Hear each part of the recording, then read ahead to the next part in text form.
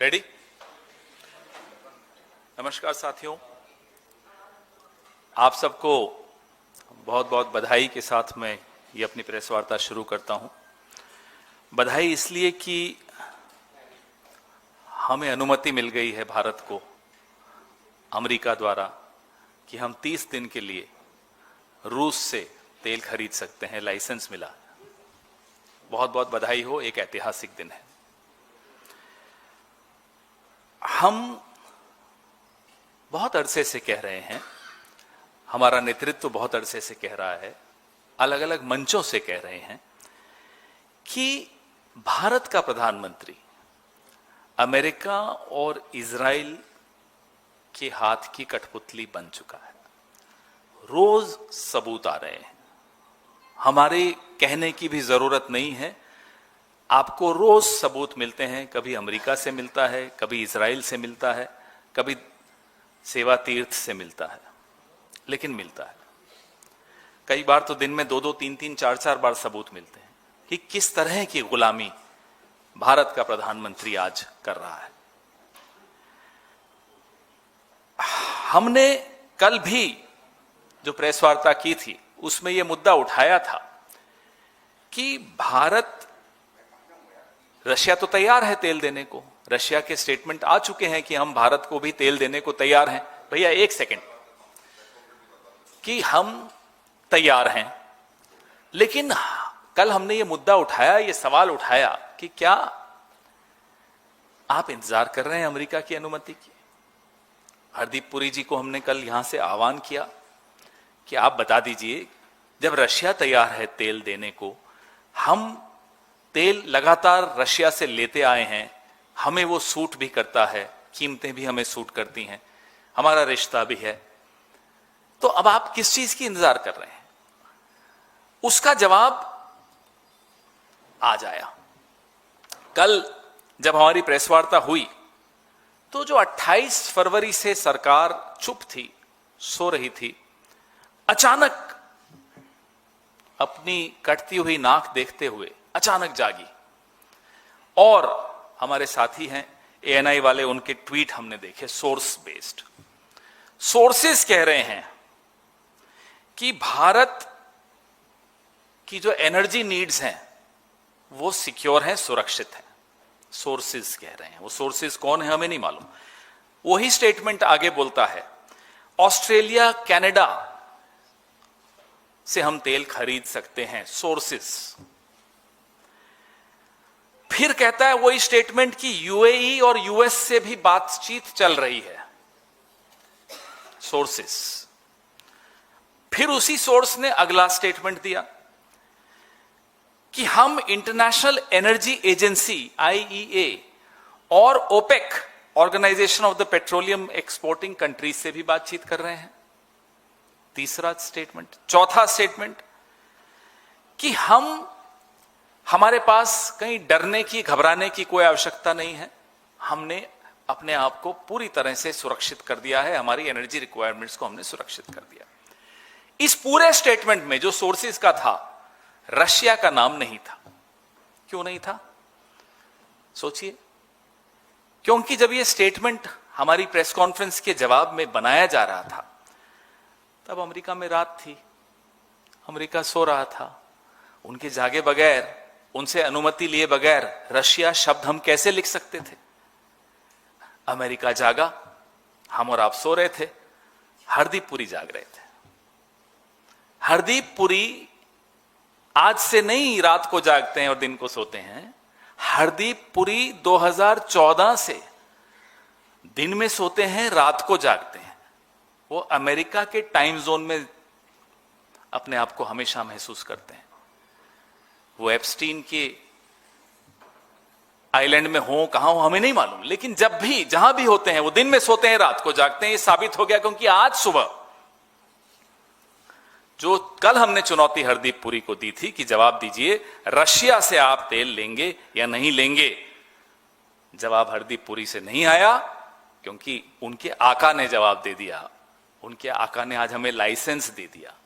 ये लाइसेंस देने का जो अधिकार है भारत में, वो किसको है?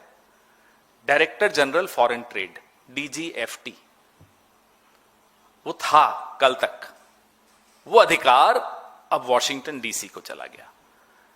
They are giving us a license for 30 days. It's not just a license, it's a waiver. Waiver कहां दिया जाता है?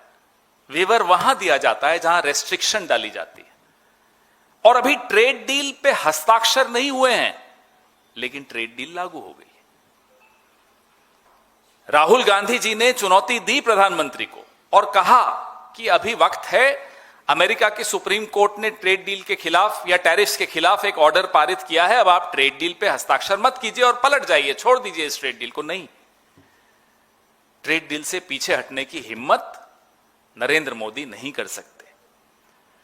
बिना हस्ताक्षर किए हुए ट्रेड डील की शर्तें हम पर लागू हो गई, रेस्ट्रिक्शंस हम पर लागू हो गए. वेवर की भीख हम मांगते हैं, हमें वेवर की भीख मिल जाती है. 30 दिन के वेवर की भीख मिल जाती है. अंग्रेजी में इसको क्या क्या कह सकते हैं?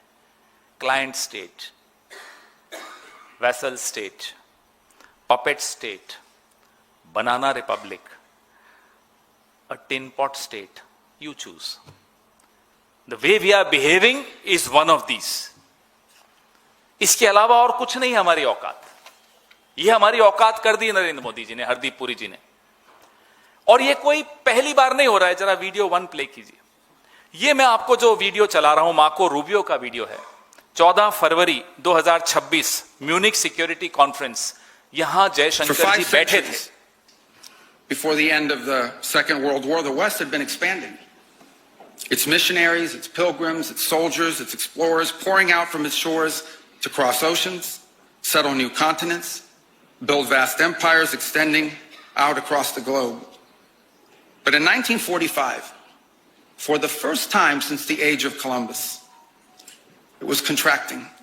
The great Western empires had entered into terminal decline, accelerated by godless communist revolutions and by anti-colonial uprisings that would transform the world and drape the red hammer and sickle across vast swaths of the map in the years to come.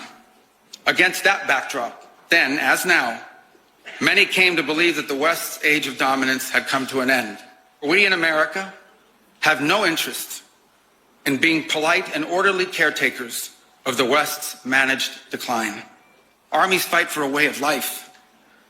And that is what we are defending. A great civilization that has every reason to be proud of its history. And this is what President Trump and the United States want to do again now. Together with you. ये आपने सुना. Marco Rubio 14 फरवरी 2026 Munich security conference में ये कह रहे हैं कि 50 साल सेकेंड वर्ल्ड वॉर के एंड तक से वेस्ट जो है मिशनरीज के माध्यम से, पिलग्रिम्स के माध्यम से, सैनिकों के माध्यम से, एक्सप्लोरर्स के माध्यम से नए नए इलाके खोजता था और बड़े बड़े एम्पायर्स पूरे ग्लोब में उन्होंने बनाए. वर्ल्ड वॉर 2 से पहले तक का इतिहास वो अपना वेस्ट का बता रहे हैं कि इन सब के माध्यम से वेस्ट ने अपना डोमिनेंस, अपना क्षेत्र, प्रभाव का क्षेत्र, अपनी सत्ता इस तरह से बढ़ाई. लेकिन 1945 कोलंबस के बाद पहली बार वेस्ट सिकुड़ रहा. 1945 से यूरोप बर्बाद हो चुका था वर्ल्ड वॉर 2 में. लेकिन ये कहते हैं कि वो सपना हमने छोड़ा नहीं है. जयशंकर सुन रहे हैं. जयशंकर ने कोई एक शब्द नहीं बोला इसके खिलाफ. उपनिवेशवाद का सपना जीवित है और डोनाल्ड ट्रंप के नेतृत्व में हम उस सपने को पूरा करने जा रहे हैं. ये मार्को रूबियो ने 14 फरवरी वैलेंटाइन डे के दिन 2026 जयशंकर जी की उपस्थिति में ये बोला, जो मैंने आपको अभी सुनाया. ये वीडियो मैं आपको भेज रहा हूं. ये मैंने आपको ये पहला वीडियो इसलिए सुनाया कि एक सिलसिला है, उस सिलसिले में एक कड़ी और जुड़ी है. एआई का यहां एक 18 फरवरी को समिट हुआ दिल्ली में. बड़ी चर्चा हुई, उसकी गलत वजह से चर्चाएं हुई, गलगोटिया जी की वजह से ज्यादा चर्चा हुई, लेकिन छोड़िए. Senior White House policy adviser Sriram Krishnan ने कहा, मैं इंग्लिश में पढ़ के सुनाता हूं, We want to make sure that the world uses the American AI stack. We also want the world to use our AI model. We want all our allies, including India, to leverage our AI infrastructure. कि data आपका होगा, भारत का होगा, बाजार भारत का होगा, AI का infrastructure America का होगा. तो आपकी जो डेटा की गुलामी वो यहां. उससे पहले मार्को रूबियो ने आपको पूरी अपनी गुलामी की बता दी कि साहब ये फ्रेमवर्क है, ये ब्लूप्रिंट है आपकी गुलामी की. क्योंकि उपनिवेशवाद जिसके खिलाफ पंडित जवाहरलाल नेहरू ने दशकों की लड़ाई लड़ी और भारत ने इस लड़ाई का नेतृत्व पूरे विश्व में किया, उस उपनिवेशवाद को ट्रंप आगे लेकर जाएंगे, ये जयशंकर चुपचाप सुनकर आ गए. फिर मैंने आपको अभी Sriram Krishnan senior White House policy adviser का भाषण का बताया. जरा दूसरा वीडियो चलाइए. ये रायसीना डायलॉग 2026, रोकना अभी मत, जब बोलूं तब चलाइए. रायसीना डायलॉग यानी कि कल 5 मार्च 2026 को US deputy secretary of state Christopher Landau. चलाइए साहब.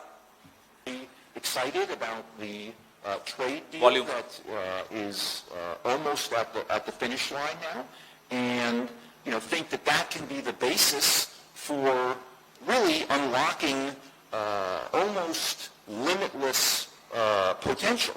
And so we are very much excited on focusing with India on these economic and commercial opportunities. And so, but again, India should understand that we're not going to make the same mistakes with India that we made with China 20 years ago in terms of saying, we're going to let you, be able to develop all these markets, and then the next thing we know, you're beating us in a lot of commercial things. We're going to make sure that whatever we do is fair to our people, because ultimately we have to be accountable to our own people, just as the government of India has to be accountable to its. अब ये बड़ा ध्यान से सुनिए. ये कहते हैं US deputy secretary of state Christopher Landau कल रायसीना डायलॉग, जिसको हमारे जयशंकर जी बहुत महत्व देते हैं, सरकार भी महत्व देती है, कल प्रधानमंत्री खुद यहां थे. जिस दिन जिस प्लेटफॉर्म पे नरेंद्र मोदी खुद गए हों, उस प्लेटफॉर्म पे क्या बोला गया मैं अब आपको बताता हूं फिर से.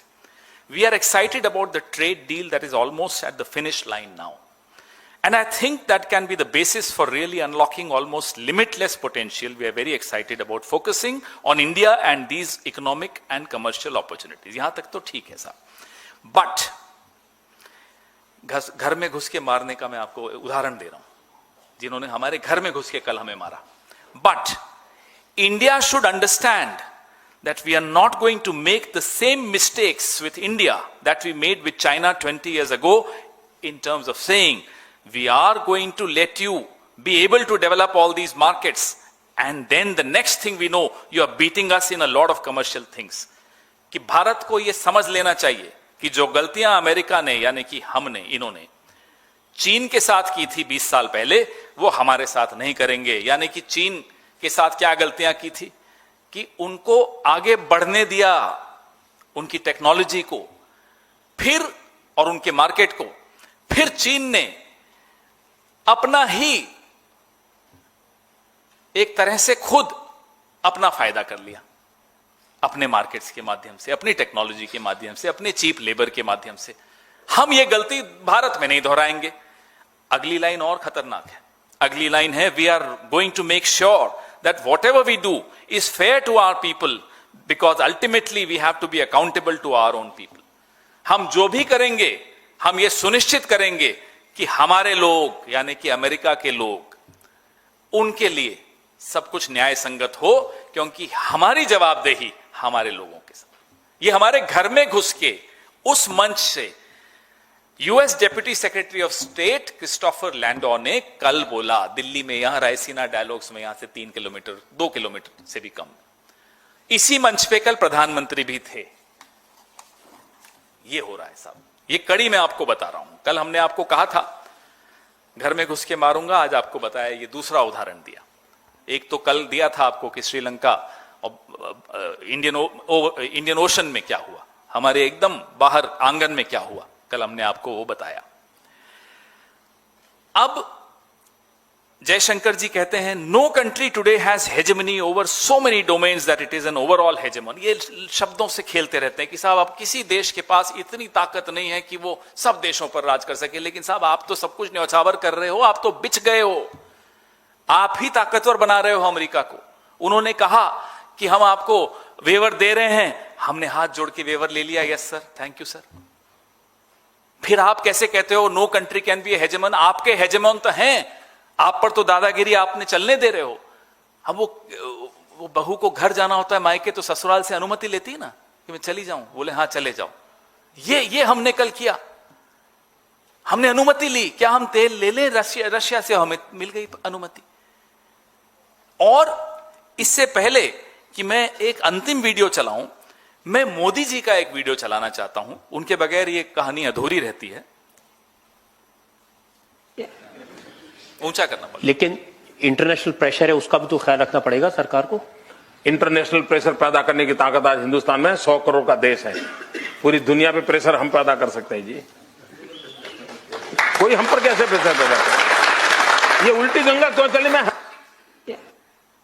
एक थे नरेंद्र मोदी, आज माफ कीजिएगा एप्स्टीन के गैंग्स के हाथों में खेल रहे हैं। आज बोल के दिखा दें, आज आंखें ऊपर नहीं उठती,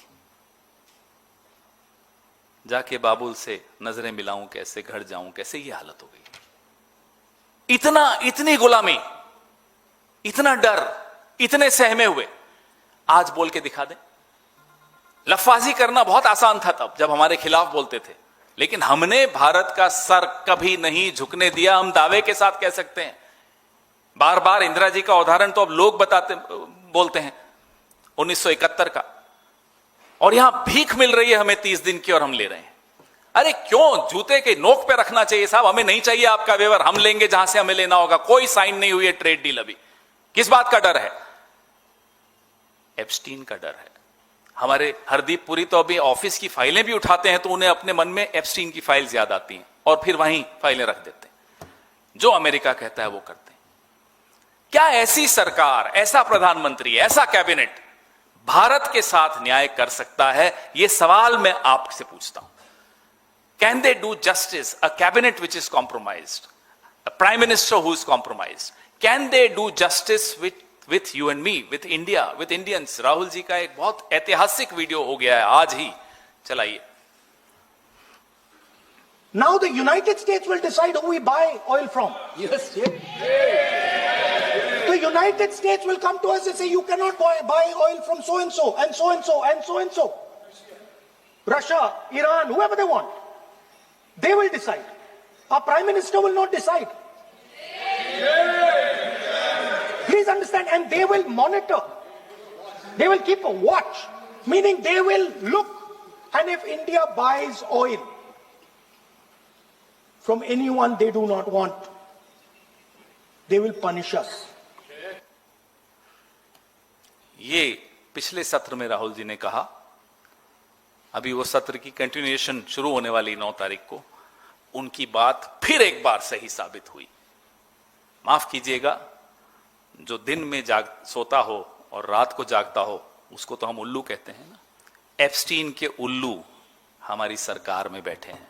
ये भारत विरोधी लोग हैं, ये भारत के हितों के साथ समझौता कर रहे हैं। इनसे सवाल पूछिए, इनको बच के मत जाने दीजिए। आपके सवाल।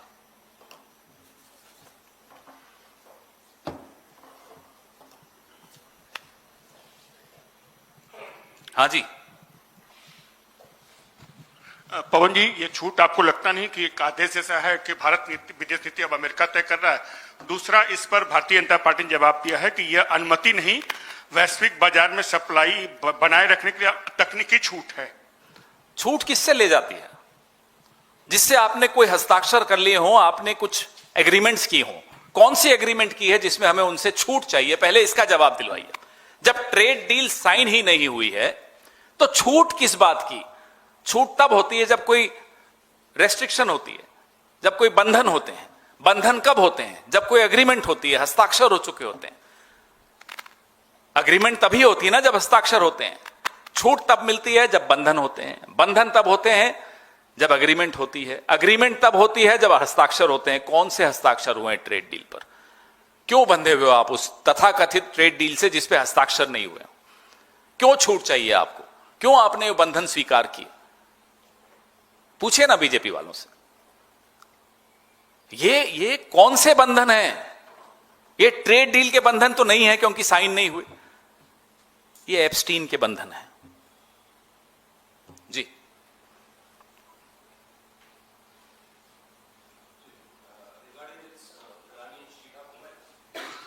Regarding the Iranian ship incident in the Indian Ocean region, how do you see how did the Sri Lankan government react to that? Do you see it as a welcoming step? Well, despite the fact that the Sri Lankan Navy is definitely not superior to the Indian Navy. Indian Navy is definitely far more superior than the Navy of our neighbors, including that of Sri Lanka. Yet, Sri Lanka acted promptly is what the news reports say. Yet, India failed to protect its guest, unarmed guest, in the waters of Indian Ocean, barely a few kilometers away. We can actually say in our strategic courtyard, front yard, backyard, whatever you wish to say. We are looked upon by our neighbors and also by the world at large to possess the technical ability to monitor what's going on in the Indian Ocean. Weren't we aware of the presence of a nuclear submarine in our neighborhood? Our guest, our unarmed guest, got destroyed by America. We kept quiet. That's the history. That's how history will be written. I don't want to compare two countries. We belong to India. We have to talk about India. We must talk about India. But our government has not acted in the way India would have acted, in the way any other government would have acted. And it's a shame for all of us. Pawan sir, इस तरफ से sir, कल विक्रम मिस्री जो भारत के विदेश सचिव हैं वो गए ईरानियन एम्बेसी और वहां पर उन्होंने कॉन्डोलेंसेस बुक में साइन किया ईरान के सुप्रीम लीडर अयतुल्ला अली खामनेई के लिए। फॉरेन मिनिस्ट्री और गवर्नमेंट ऑफ इंडिया की तरफ से किसी का भी अभी तक उस पर जवाब नहीं आया था, उन्होंने कंडोल नहीं किया था डेथ उनकी। और इससे पहले हम लोगों ने देखा है कि एस जयशंकर हर बार किसी भी राष्ट्र के जब हेड की डेथ होती है तो वो जाकर साइन करते हैं कंडोलेंस बुक। तो इस बार ये चेंज आखिर क्यों है? कुछ महीनों पहले जब ईरान के राष्ट्रपति की मृत्यु हुई थी तब एस जयशंकर खुद गए थे और होता भी यही है। खास तौर पे तब जब हमारे रिश्ते बहुत ऐतिहासिक हों, बहुत सामरिक हों, आर्थिक रूप से भी हों, सांस्कृतिक रिश्ते भी हों, बहुत गहरे रिश्ते हों, उन रिश्तों की जड़ें बहुत गहरी हों। कल ऐसा नहीं हुआ। कल भी एक कब हुआ जब हम लोगों ने, विपक्ष ने एक पूरा प्रेशर बनाया, हमने लगातार सवाल उठाए सरकार पर। आप एक शोक का एक शब्द नहीं बोल पा रहे, क्यों? प्रधानमंत्री की तरफ से अभी तक कुछ नहीं आया। एस जयशंकर चुप है।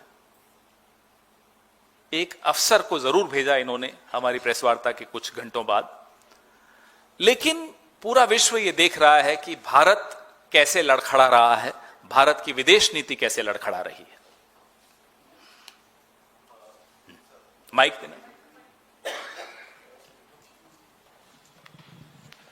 सर, जैसा कि प्रेजेंट सिनेरियो में दिख रहा है, वेनेजुएला पर अमेरिका ने कब्जा कर ही लिया है, ईरान जंग हार रहा है, और अगर आने वाले समय में ईरान जंग हार जाता है और उसके ऊपर भी अमेरिका कब्जा हो जाता है, तो भारत का जो चाबहार पोर्ट है उसका क्या होगा? और जो अभी 30 दिन के लिए पेट्रोल रशिया से लेने की इजाजत, जैसा आप बता रहे हैं, मिली है, तो अगर वो इजाजत आगे नहीं मिलती तब तो पेट्रोल पर भी, कच्चे तेल पर भी अमेरिका का एक छत्र राज होगा और हमें यकीनन महंगे दामों पर ये तेल मिलेगा।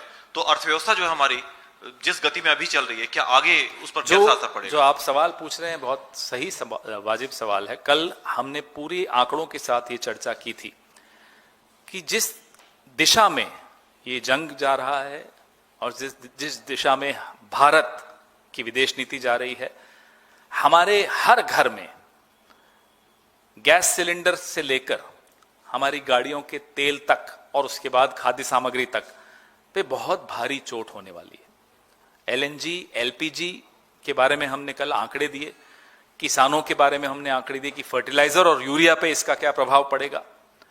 तो कुल मिलाकर पूरी अर्थव्यवस्था बहुत बुरी तरह से चरमराने वाली है। ना केवल देश की अर्थव्यवस्था, हर घर की, हर व्यक्ति की आर्थिक स्थिति पे एक बहुत बड़े काले संकट के बादल छा गए हैं और उसमें गलती हमारी बहुत बड़ी रही है। जिम्मेदारी सीधी सीधी सरकार की है। सर, जो ये पूरा सिनेरियो हुआ है, आप लोग लगातार विदेश नीति पे सवाल भी खड़े कर रहे हैं और सरकार से जवाब भी मांग रहे हैं। अगले हफ्ते से संसद का सत्र शुरू होने वाला है।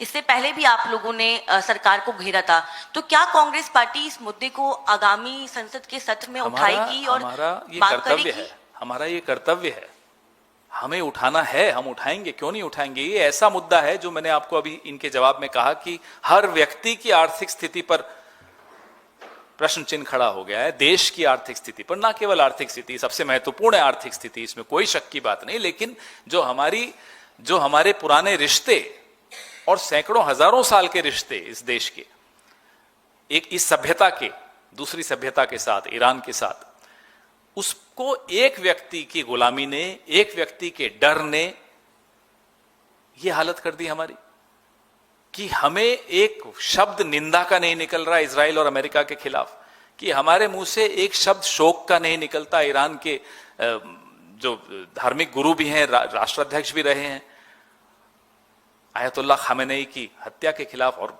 सीधे सीधे हत्या थी, सीधे सीधे इजराइल और अमेरिका के हाथों हत्या हुई, सीधे सीधे गैर कानूनी युद्ध चल रहा है।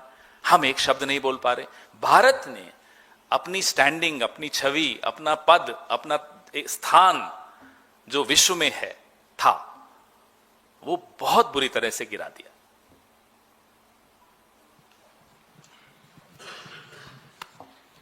लगातार अभी तेल से पहले भी लगातार देख रहे हैं कि जो अमेरिका से ऑर्डर होता है, पहले अमेरिका बोल देता है, उसके बाद यहाँ फॉलो होता है।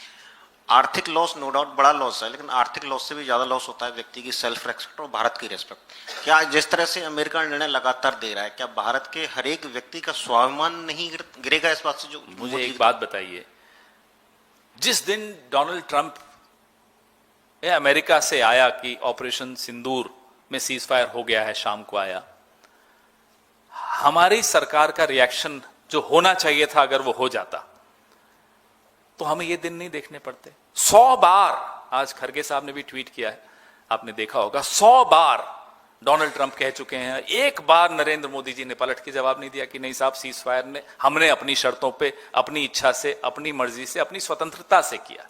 नहीं बोले, एक बार बोल देते पलटकर।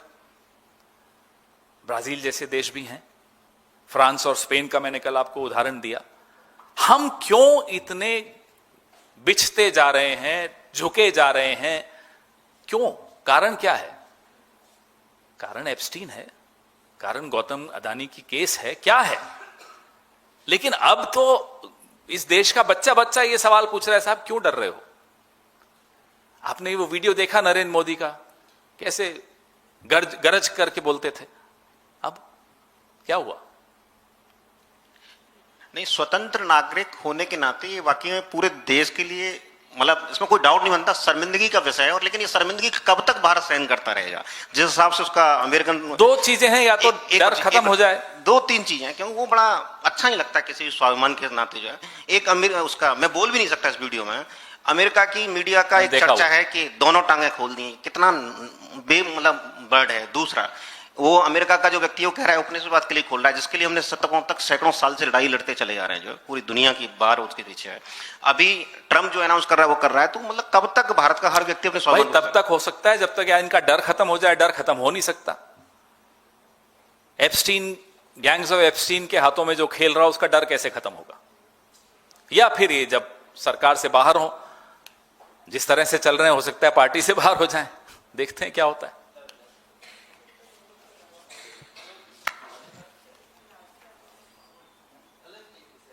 बस लास्ट है, उसके बाद में कुछ जाना है तो।